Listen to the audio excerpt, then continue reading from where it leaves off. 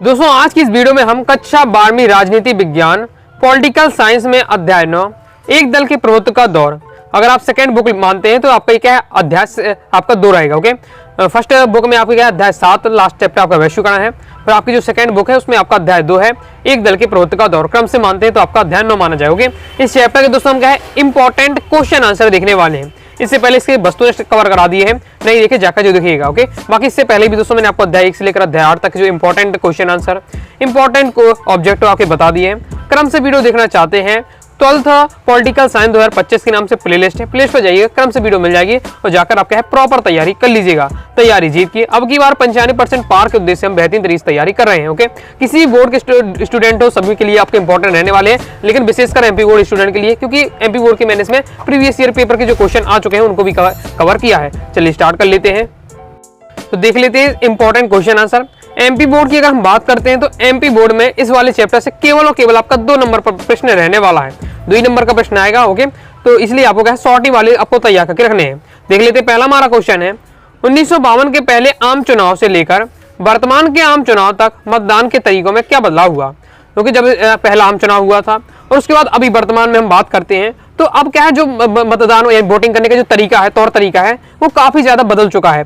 Okay, तो उसमें क्या क्या बदलाव हुए वो आपको बताने हैं। 2 नंबर क्वेश्चन पूछे, 2 पॉइंट में आपको चीज समझा देनी है। देख लेते क्या क्या बदलाव हुए, किस प्रकार से आंसर आपको लिखना है। तो ये इस प्रकार से आपका रहने वाला है। पहला है कि प्रत्येक उम्मीदवार के लिए अलग अलग बॉक्सों के स्थान पर एक ही मत पेटी, एक ही मत पत्र हो गया जिसमें सभी उम्मीदवारों के नाम और चुनाव चिन्ह अंकित होते थे। पहले समय में क्या होता था, ओके, कि 4 पार्टियां हैं, ओके, तो हर पार्टी के लिए क्या है अलग अलग बॉक्स होता था, जिसमें वोटिंग करना है उसमें अपनी पर्ची डाल दी। ओके, इस टाइप से था। लेकिन अब के सिस्टम में क्या है, अब क्या है एक ही मशीन होती है और एक ही में क्या है जितनी भी पार्टियां होती हैं उनके नाम लिखे रहते हैं, उनके चुनाव चिन्ह होते हैं। दूसरा कि मत पत्रों के स्थान पर इलेक्ट्रॉनिक वोटिंग मशीन का उपयोग किया गया। पहले क्या है पेटियों के माध्यम से होते थे, ओके, वोटें पेटी रखी रहती थी, उसमें पर्ची बनाकर आपको क्या है डालनी पड़ती थी। लेकिन अब तो क्या है electronic voting machine, okay, button बस आपको दबाना है, वोट हो जाता है। और फोटो पहचान पत्र का प्रयोग किया गया। पहले समय में फोटो नहीं थे, लेकिन अब के समय में जो पहचान पत्र होते हैं उसमें क्या फोटो लगी रहती है। तो ये सब क्या है बदलाव हुए। ओके, सिंपल है, आगे देख लेते हैं। नेक्स्ट बहुत ज्यादा इंपॉर्टेंट क्वेश्चन इस चैप्टर से आपका एक दलीय प्रभुत्व के लाभ। तो पहले तो आपको तैयार करके रखना है कि इसका आपको चैप्टर का नाम ही है एक दल के प्रभुत्व का दौर वाला, तो आपको तैयार करना है कि एक दलीय प्रभुत्व क्या है। फिर नेक्स्ट क्वेश्चन इस प्रकार से बन सकता है कि एक दलीय प्रभुत्व के लाभ, एक दलीय प्रभुत्व की हानि। तो ये आपको जो इंपॉर्टेंट क्वेश्चन है तैयार करके रखना है। पहले हम देख लेते हैं एक दलीय प्रभुत्व के लाभ। अगर किसी देश में एक दल का अगर प्रभुत्व है, ओके, एक ही दल का पूरा शासन चल रहा है, तो उसके क्या क्या फायदे होते हैं। पहला क्या है कि इसमें सत्तारूढ़ दल की स्थिति अत्यधिक सुदृढ़ होती है तथा वह स्वतंत्र रूप से शासन को संचालित करता है। स्वतंत्र रूप से फिर अपने अनुसार एक ही के पूरे देश में क्या है अगर एक ही दल का प्रभुत्व रहता है, अपने अनुसार फिर क्या है पूरा शासन चलाता है और उसकी क्या है जो सत्तारूढ़ दल होता है उसकी स्थिति क्या है मजबूत होती है। दूसरा पॉइंट है एक दलीय प्रभुत्व प्रणाली में शासन में स्थायित्व रहता है तथा राष्ट्रीय नीतियां में व्यापक बदलाव नहीं किए जाते हैं जिससे उसमें क्या है निरंतरता बनी रहती है। ओके, एक ही दल का अगर प्रभुत्व रहेगा, बार बार हमेशा क्या है एक ही पार्टी जीतेगी तो उसकी जो नीतियां हैं वही क्या लगातार चलती रहेंगी। बार बार अगर पार्टी बदलती है तो उनकी नीतियां भी लगातार देश की बदलती रहती है। ओके, आगे देख लेते हैं। फिर नेक्स्ट क्वेश्चन आपका आ सकता है एक दलीय प्रभुत्व की हानि। दो सबके पॉइंट आपको तैयार करके रखना है। 2 नंबर का क्वेश्चन आपका यहाँ से पूछा जाता है। तो क्या क्या हानि है, अगर एक दल का प्रभुत्व है तो उसकी हानि भी होती है। पहला क्या है कि एक दलीय प्रभुत्व व्यवस्था में लोकतंत्र की सफलता एवं विकास हेतु अनुचित है। ओके, इसे अनुचित माना गया है लोकतंत्र की सफलता और विकास के लिए, क्योंकि क्या है फिर शाही शासक बन जाता है अगर एक दल लंबे समय तक उसका क्या शासन चलता है। ओके, तो लोकतंत्र की सफलता विकास के लिए गलत माना जाता है एक दल का प्रभुत्व। ओके, दूसरा है कि इसमें प्रभुत्वशाली दल शासन का संचालन तानाशाही तरीकों से करने लगते हैं जिससे क्या शक्तियों का दुरुपयोग होता है। तो एक दलीय प्रभुत्व की लाभ, एक दलीय प्रभुत्व की हानि अच्छे से तैयार करके रखिएगा, बहुत ज्यादा इंपॉर्टेंट है, आने के इसके हाई चांस है। जैसे आजादी के बाद भारत में कांग्रेस की प्रभुत्व का दौर क्यों रहा जब देश आजाद हुआ। तो जब हम देखते हैं देश की आजादी के समय पहले आम चुनाव हुए, मतलब 3 लगातार जो चुनाव हुए उनमें कांग्रेस का बहुत ज्यादा वर्चस्व था। इसका क्या रीजन था, तो आजादी के बाद भारत में कांग्रेस की प्रभुत्व का दौर रहा क्योंकि इसका संगठन अखिल भारतीय स्तर तक पहुंच चुका था। ये आपका दिया हुआ। आगे देख लेते हैं। नेक्स्ट हमारा क्वेश्चन है भारतीय जनसंघ में किन 2 विचारों पर विशेष जोर दिया गया। भारतीय जनसंघ पार्टी थी, ओके, अब जो वर्तमान में क्या है भाजपा पार्टी के नाम से जानी जाती है, भाजपा है।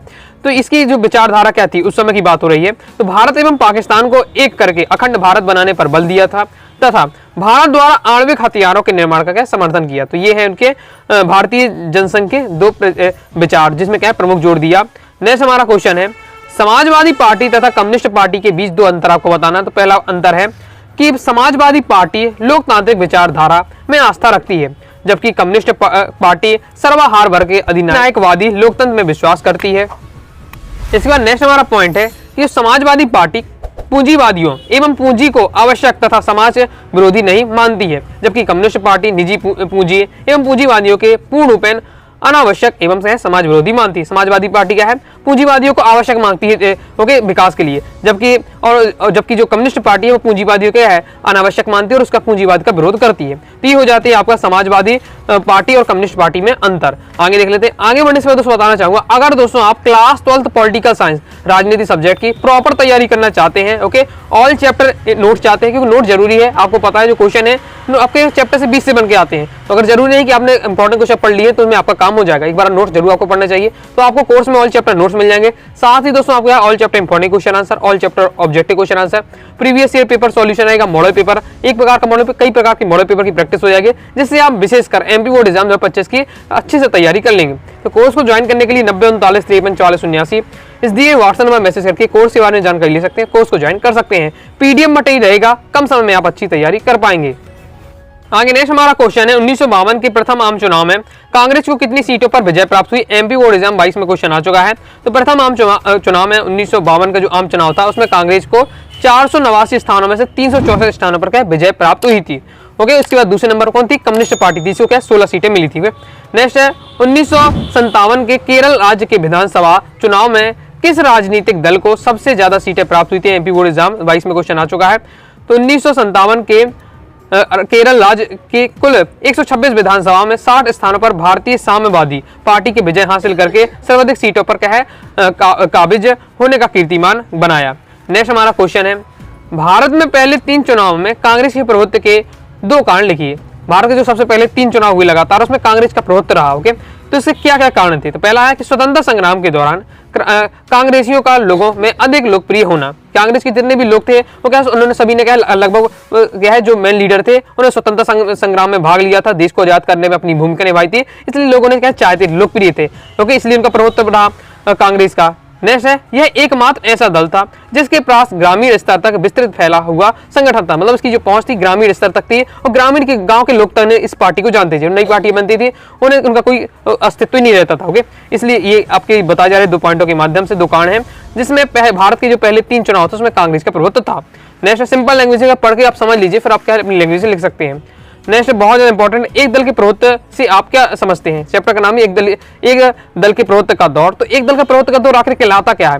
ओके, इस पर सिंपल क्वेश्चन आते हैं, कभी हम क्या है ज्यादा डिफिकल्ट वाले क्वेश्चन पढ़ते रहते हैं और बिल्कुल सिंपल से पेपर में क्वेश्चन आ जाते हैं। तो एक दल के प्रभुत्व के से आशय बहुदलीय व्यवस्था के अंतर्गत किसी एक दल की प्रधानता से है। बस मैंने आपका इसी अंतर इतना ही है क्या है कि अगर कोई देश है ओके बहुत सारे दल है दल तो बहुत सारी पार्टियां हैं, लेकिन उन सभी पार्टियों में एक बहुत ज्यादा क्या लोकप्रिय है और बहुत ज्यादा उसी को हमेशा क्या जीत मिलती है, वो कहलाता है एक दल का प्रभुत्व का दौर। तो इस व्यवस्था में यद्यपि अन्य कोई दल होते हैं परंतु उनका राजनीतिक महत्व नहीं होता है। ओके, जैसे 500 सीटें हैं तो बहुत सारी अगर पार्टियां भी है लेकिन किसी को 2 मिल रही, किसी 4 सीटें 5 सीटें और किसी को 300-400 सीटें मिल रही, तो ये सीधे समझ में आता है कि बहुत सारी पार्टियां तो है लेकिन क्या है महत्व तो केवल किसी एक ही का है। ओके, बाकी का कोई महत्व तो है नहीं है। ऐसी व्यवस्था में मतदाता केवल एक ही दल में क्या अधिक महत्व देते हैं। तो ये है आपका एक दल के प्रभुत्व का मतलब। ओके, नेक्स्ट हमारा क्वेश्चन है क्रमांक 11, विपक्षी पार्टियों के उद्भव के मुख्य कारण लिखिए। मतलब विपक्षी पार्टी किस प्रकार से बनती है उसकी बात हो रही। एमपी बोर्ड एग्जाम 2024 में क्वेश्चन आ चुका है। 2 पॉइंट देख सकते हैं। पहला कि विविध राजनीतिक विचारधारा, क्योंकि जो पार्टियां हैं उनकी अपनी विचारधारा होती है, अपनी सोच होती है, इससे क्या है और पार्टियों का बनती है। भारत कई धर्मों जातियों और भाषाओं वाला एक विविधतापूर्ण देश है, परिणाम स्वरूप इसके नागरिकों के बीच विभिन्न राजनीतिक विचारधाराएं और हित हैं। विपक्षी दल इन विविध विचारधाराओं का प्रतिनिधित्व करने और विशेष समुदायों या समूह के हितों का पूरा करने के लिए उभरते हैं। दूसरा है सत्तारूढ़ दल के प्रति असंतोष, जो क्या है शासन चला रहा है ओके वो सही से शासन नहीं चला रहा, उसके प्रति असंतोष है, तब क्या है विपक्षी पार्टियों का उद्भव होता है। तो विपक्षी दल अक्सर जब उभरते हैं तब जब सत्तारूढ़ दल की नीतियां और प्रदर्शन के प्रति व्यापक असंतोष होता है। वे लोगों की शिकायतों को दूर करने के लिए विभिन्न नीतियों और समाधानों के पेशकश करके वह सत्तारूढ़ दल को क्या है एक विकल्प प्रदान करते हैं। नेक्स्ट हमारा क्वेश्चन है सोशलिस्ट पार्टी का वर्णन कीजिए। सोशलिस्ट पार्टी के बारे में आपको ध्यान रखना है। तो सबसे पहले इसका इंपॉर्टेंट है आपका कि इसके संस्थापक कौन थे, नरेंद्र देव थे, बहुत आचार्य नरेंद्र देव। इंपॉर्टेंट है, आपका ऑब्जेक्ट में पूछा जा सकता है, तैयार करके रखना है। सीबीएसई की बोर्ड एग्जाम में कई बार आ चुका है। ओके, तो 1934 में सोशलिस्ट पार्टी का संगठन कांग्रेस के भीतर युवा नेता ने किया था। 1948 में कांग्रेस ने अपनी पार्टी के संविधान में बदलाव किया और दोहरी सदस्यता खत्म कर दी। इसलिए समाजवादियों ने 1948 में सोशलिस्ट पार्टी बनाई। चुनाव में इस पार्टी को ज्यादा सफलता नहीं मिली। इसके संस्थापक आचार्य नरेंद्र थे। पहले क्या था, कांग्रेस एक ही पार्टी थी, तो जिससे भी आना है, भले उसकी विचारधारा अलग हो, उसकी सोच अलग हो, लेकिन वो क्या है, कांग्रेस में शामिल हो जाता था, क्योंकि उस समय कोई और दूसरी पार्टियां थी ही नहीं। फिर कांग्रेस ने एक नियम लाया, यदि किसी को ओके, यदि दूसरी विचारधारा जो कांग्रेस की विचारधारा है उससे अगर उसकी हटकर विचारधारा है तो वो इस एक ही पार्टी को ज्वाइन कर सकते हैं, अपनी दूसरी पार्टी में जाए। ओके, इस अगर कांग्रेस में है तो कांग्रेस की नीतियों को अपनाना पड़ेगा। अगर दूसरी नीतियां हैं, दूसरे विचार हैं, तो अपनी अलग पार्टी बनाए। इसमें इस प्रकार का जब नियम आ गया तो दोहरी सदस्यता खत्म कर दी। आप क्या है, एक साथ दो पार्टी की सदस्यता नहीं ले सकते। ओके, या कांग्रेस में रहे या आप दूसरी पार्टी बनाए। तो ऐसे बहुत सारे जो युवा नेता थे उन्होंने क्या है, सोशलिस्ट पार्टी बनाई थी, जिसके संस्थापकों थे आचार्य नरेंद्र थे।